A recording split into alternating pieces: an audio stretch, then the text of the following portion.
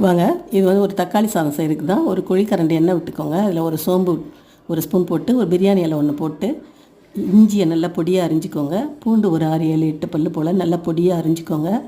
அரிஞ்சிட்டு அதையும் அதில் போட்டுக்கோங்க. 2 பச்சை மிளகாய், ஒரு வரமிளகா, கருவேப்பிலை எல்லாம் சேர்த்துட்டு, பூண்டும் இஞ்சியும் செவந்து வந்த பிறகு வெங்காயம், ஒரு பெரிய வெங்காயத்தை பொடியாக அரிஞ்சு அதையும் சேர்த்து, அதுவும் நல்லா பொன்னிறமாக வர வரைக்கும் வதக்கின பிறகு தக்காளி வந்து நான் 4 தக்காளி போட்டேன். நீங்கள் உங்களுக்கு எவ்வளோ சாதம் வைக்கிறீங்களோ அந்த அளவுக்கு தக்காளி அதிகமாக போட்டுக்கோங்க. எல்லாமே வெங்காயம் எல்லாமே தாளிக்கிறதுலேருந்து எல்லாமே அதிகப்படுத்திக்கோங்க.